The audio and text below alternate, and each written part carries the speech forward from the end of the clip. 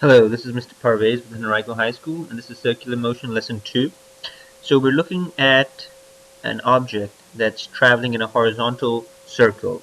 This is like a car going around a circle or a person running around a track. In the previous lesson, we referred to this example, and I just want to hit it once more before we go into lesson 3, so we'll make this quick.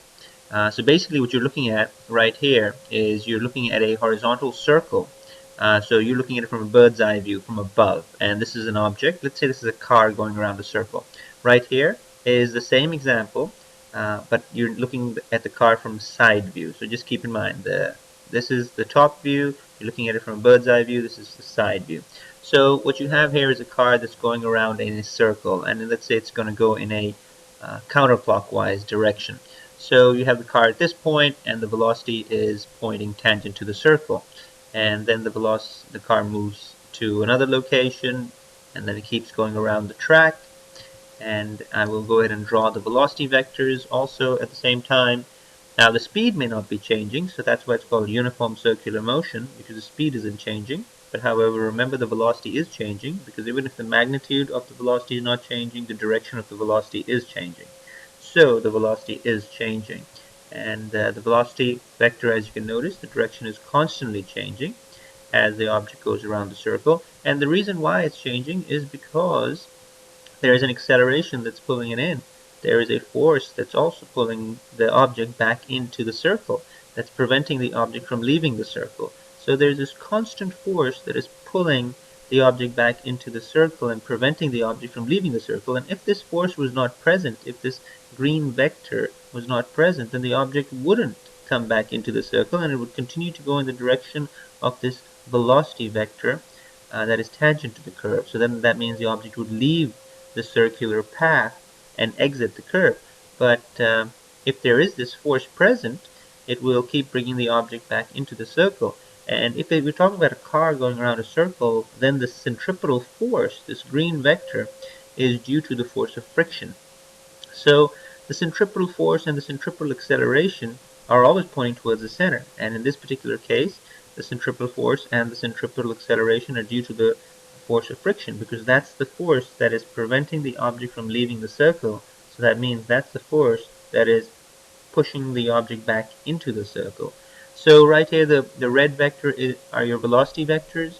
The green vectors are referring to your force of friction and the acceleration due to the force of friction. And we call the green vectors your centripetal forces and your centripetal acceleration. They're always pointing towards the center, and they're always perpendicular to the velocity vector. That's why the green vectors are perpendicular to the red vectors. So there's one other thing you have to keep in mind. If you get a question on your quiz or your test and it asks you, is the acceleration when an object is going around a circle, is the acceleration constant? Well, take a look at this. Even if the magnitude of the acceleration is constant, even if the vectors are the same length, I've done my best to draw these green vectors the same length, even if the magnitude of the acceleration is the same throughout, the direction of the acceleration is not the same. So the acceleration right here is pointing up. The acceleration over here is pointing a little bit in a different direction than the acceleration over here. The acceleration over here is pointing a little bit different than it is in this location. So even if the magnitude of the acceleration is constant, the direction is constantly changing. That's why the acceleration will also, you'll have to say that the acceleration is also changing.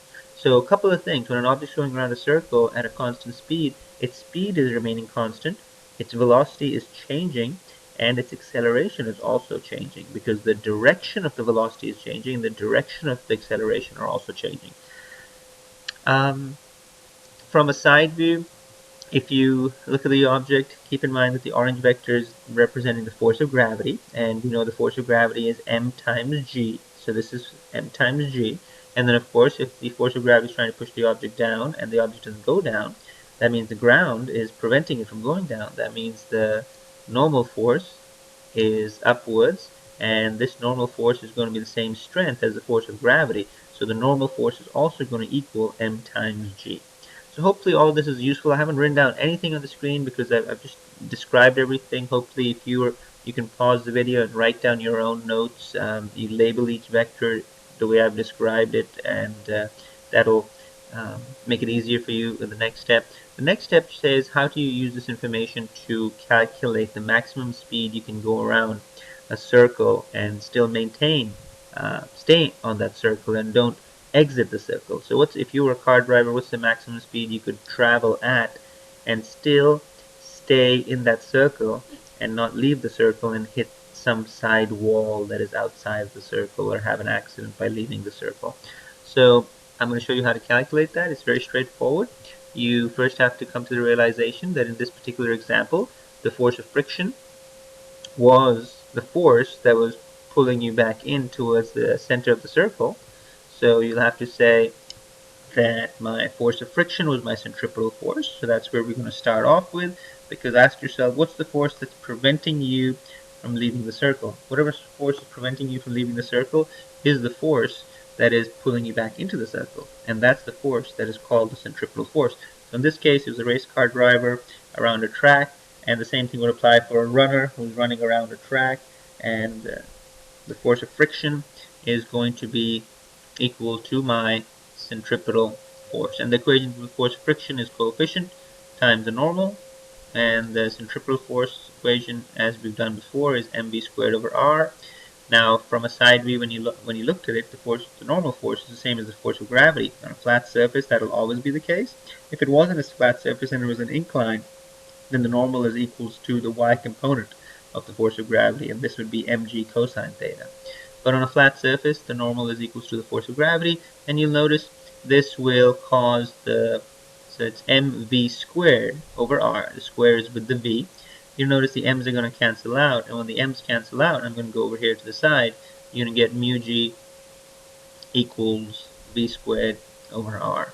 And if you take the r to the other side, r mu g, and then you take the square root, you're going to get v. Let me write this a little bit neater.